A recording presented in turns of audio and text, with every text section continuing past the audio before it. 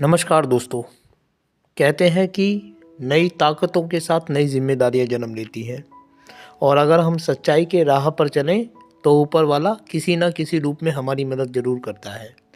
इसी बात को बयान करती है हमारी आज की ये कहानी, जिसका नाम है जादू का ब्रश। इस कहानी को मैंने पढ़ा था अपनी तीसरी कक्षा की बाल भारती नामक पाठ्य पुस्तक में, और आज की इस वीडियो में मैं आप लोगों के सामने इसी वीडियो को पेश कर रहा हूँ। तो चलिए पढ़ते हैं इस कहानी को शुरू से लेकर अंत तक। सुरेश एक निर्धन बालक था। वह पढ़ने लिखने में बहुत होशियार था। उसे चित्र बनाने का भी बहुत शौक था। अपने घर की दीवारों पर उसने तरह तरह के चित्र बना डाले थे। गांव के लोग उन चित्रों को देखते और आश्चर्य करते। वे कहते, शाबाश सुरेश, तुम तो बहुत चतुर हो। यदि अभ्यास करते रहे तो एक दिन बहुत अच्छे चित्रकार बनोगे। सुरेश उनकी बात सुनकर बहुत प्रसन्न होता। वह चित्र बनाने का और अधिक अभ्यास करता, लेकिन उसके पास ब्रश और रंग न थे। वह किसी पेड़ की डाली से ब्रश बनाता और फूल पत्तियों से रंग निकालता। दोस्तों, नीचे आप सुरेश को चित्र बनाते हुए देख सकते हैं। सुरेश कई बार सोचता, यदि मेरे पास एक अच्छा सा ब्रश होता तो कितना अच्छा होता। सुरेश की मन की यह इच्छा भी पूरी हुई। एक दिन वह पाठशाला से घर लौटा तो उसने आंगन में एक ब्रश पड़ा देखा। ब्रश को देखकर वह बहुत प्रसन्न हुआ। दौड़कर जब उसने ब्रश उठाया तो उसे ब्रश के नीचे एक कागज़ दिखाई दिया। सुरेश ने दोनों चीज़ें उठा ली। कागज़ पर लिखा था, यह जादू का ब्रश है, इसे सोच समझकर काम में लाना। कितना अच्छा ब्रश है, इससे तो मैं बहुत सुंदर चित्र बना सकूंगा। ब्रश को हाथ में लेकर सुरेश अपने आप से कहने लगा। उसके हाथ चित्र बनाने को बेचैन हो रहे थे।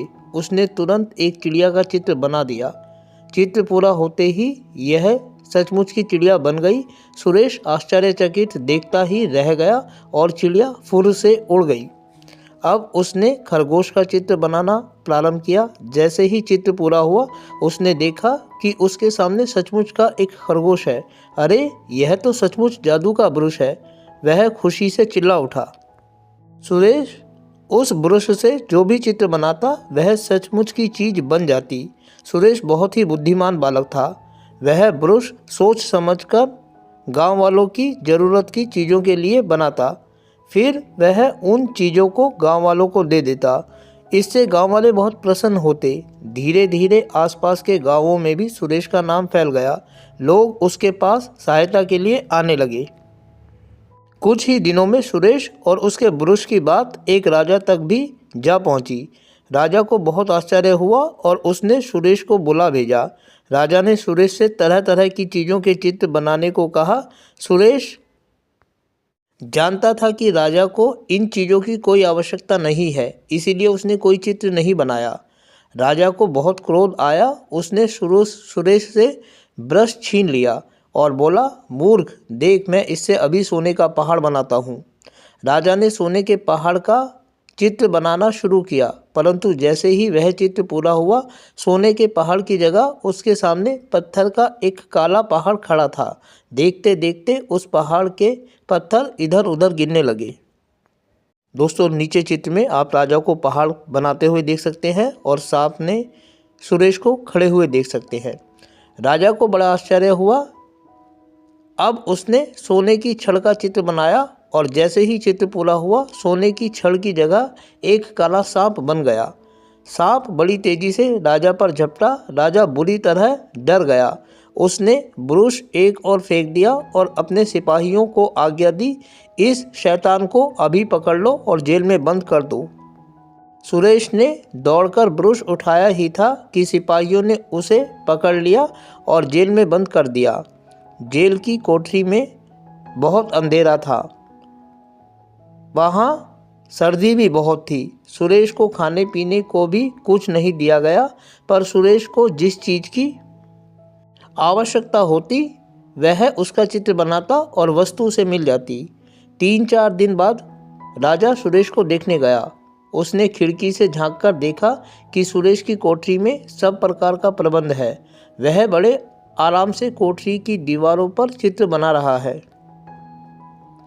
वह देखकर राजा गुस्से से लाल हो गया। उसने सिपाहियों से कहा, इसे पकड़कर मेरे पास लाओ।